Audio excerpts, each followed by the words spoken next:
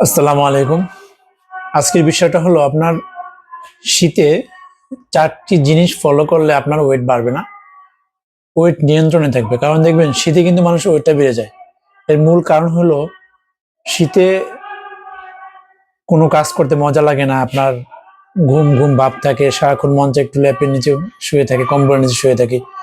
এই ক্ষেত্রে আপনার ওয়েটটা বেড়ে যেতে পারে এবং শীতে কিন্তু মজার খাবারটা বেশি হয়। খাবার বেশি খাওয়া হয় যার কারণে ফ্যাট বেড়ে যায়। তো এইখানে আবার দেখা যায় যারা জিম করি তাদের জিম করতে মন চায় না, জিমে যাইতে মন চায় না। তো নানান বিষয়, এই বিষয়গুলোর কারণে আপনার ওয়েট বেড়ে যেতে পারে। তো সেক্ষেত্রে আপনি যেটা করবেন, ৪ টা জিনিস মাথায় রাখবেন, তাহলে আপনার এই ওয়েটটা বাড়বে না। তো সে ৪ টা জিনিস কি আজকে এই নিয়ে আলোচনা করব। আপনার ১ম এ ফার্স্ট যে জিনিসটা করবেন সেটা হলো আপনার কর্মচঞ্চল থাকা। শীতের সময় অল্প পরিশ্রম পাওয়া তাপ আরো বেশি কায়িক শ্রমের খোরাক যোগায়। আপনি যদি অল্প পরিশ্রম করেন দেখবেন যে শরীরে একটা অন্যরকম একটা কাজ করে। জিনিসটা হলো এরকম যে আমি যখন দেখবেন যে কম্বলের ভিতরে আপনি শুয়ে থাকবেন কিন্তু উঠতে মন চাবে না। কিন্তু একবার যদি উঠে যান তখন দেখবেন ভালোই লাগবে। মূল কথা হলো আপনি কর্মচঞ্চল থাকা। আর শীতে ঘরের ভেতরে থাকা মুহূর্তগুলোকে আপনি ঘরে যে থাকবেন আপনি এই ঘরে থাকার মুহূর্তগুলোকে আপনি একটু নড়াচড়ার ভিতরে রাখবেন। এক জায়গায় বসে থাকবেন না। তো আমরা যেটা করি এক জায়গায় বসলে কম্বল মুড়ে দিয়ে বসে থাকি বা সোফায় বসে থাকি, টিভি দেখি, উঠতে মন চায় না। এই জিনিসগুলোকে আপনি করবেন না। সেক্ষেত্রে করবেন আপনি একটু নিজেকে নড়াচড়া করাবেন।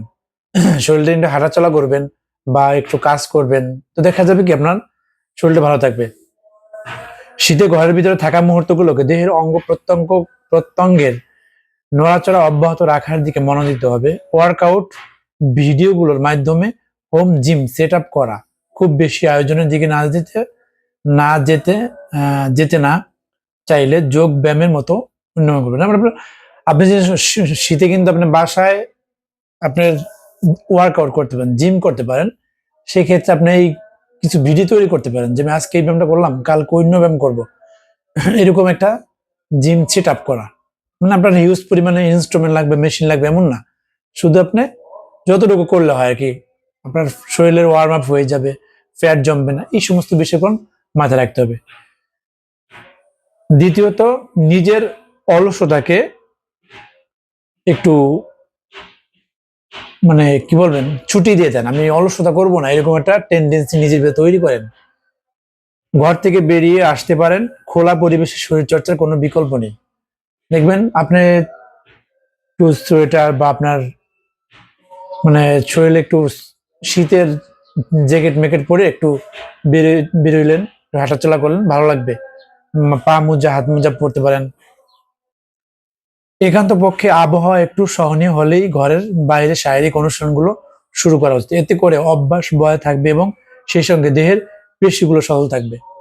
আপনি যখন শীতে এক জায়গায় বসে থাকেন লং টাইম, আপনি শীতে কিন্তু মানুষের পেশিগুলো উইক হয়ে যায়, আপনার অলস হয়ে যায়। তো আপনি বাইরে যখন যাবেন, একটু শরীর চর্চা করলেন, একটু হাঁটাচলা করলেন, একটু কার্ডিও করলেন, সেক্ষেত্রে আপনার দেখবেন যে দেহের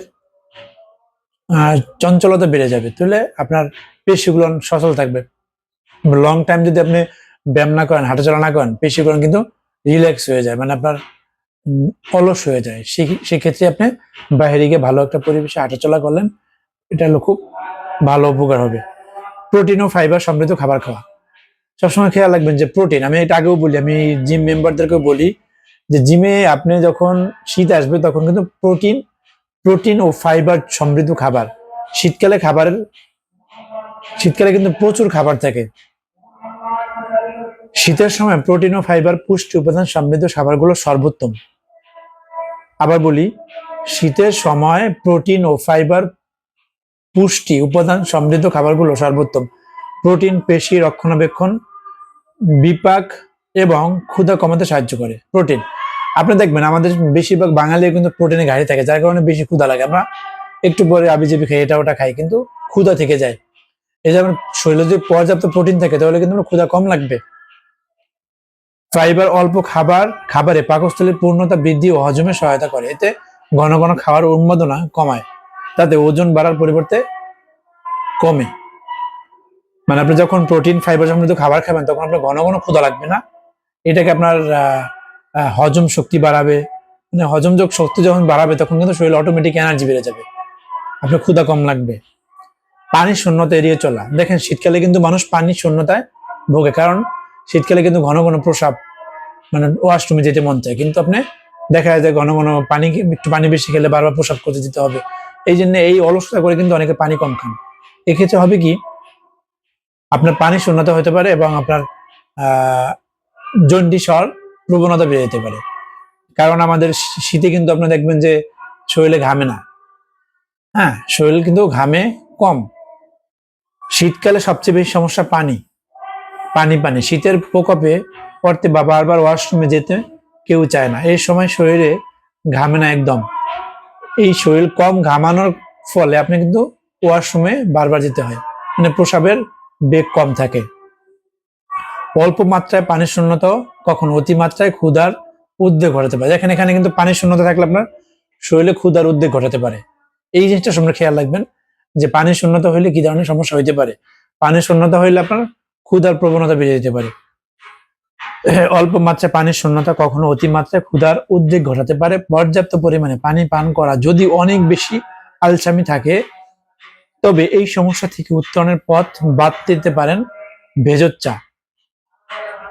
ভেষজ ভেষজ চা যেটা আপনার মানে বিভিন্ন আয়ুর্বেদিক চা পাওয়া যায়, ওটা পান করতে পারেন। সেক্ষেত্রে দেখা যায় আপনার চায়ের ঘাটতিও পূরণ হলো, পানির ঘাটতিও কিছুটা পূরণ হবে।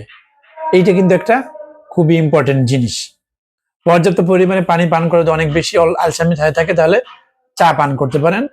এক কাজে দুই কাজের সমাধান, আরামদায়ক তাপমাত্রাও সরবরাহ হবে ও পানির শূন্যতাও কাটবে।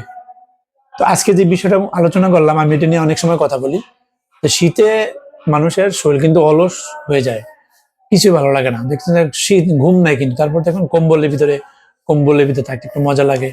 মানুষ অলস হতে, মানুষ ফ্যাট বেড়ে যায়। এই জন্যই শীতে কিন্তু আপনার একটু হঠাৎ উঠে যাবেন, আলসামি না করে উঠে যাবেন, একবার উঠলেই দেখবেন তখন আর এরকম সমস্যাটা হবে না। একটু ওয়ার্কআউট করলেন, একটু ফিটিং হয়ে নেবেন, আপনি একটু জুতা দরকার একটা মোজা জুতা টুতা পইরা শরীরে একটু ওয়ার্ম করেন, তারপর আপনি ওয়ার্কআউট করলেন, একটু হাঁটাচলা করলেন, এক্ষেত্রে খুবই ভালো হবে। আর যাদের বাসায় বসে বই পড়ার অভ্যাস, তারা হাঁটবেন, এই রুম থেকে রুমে যাবেন, একটু বই পড়বেন, এটাও কিন্তু ভালো। মোট কথা হলো আপনার ঘরের ভিতরে একান্ত অনেক যাবে, লং টাইম বসে থাকা যাবে না, এটা কিন্তু খুবই খারাপ। এটা আপনার শরীর রোগ বাসা বাঁধবে এবং আপনার শরীর আলসামি হয়ে যাবে। আল্লাহ হাফিজ।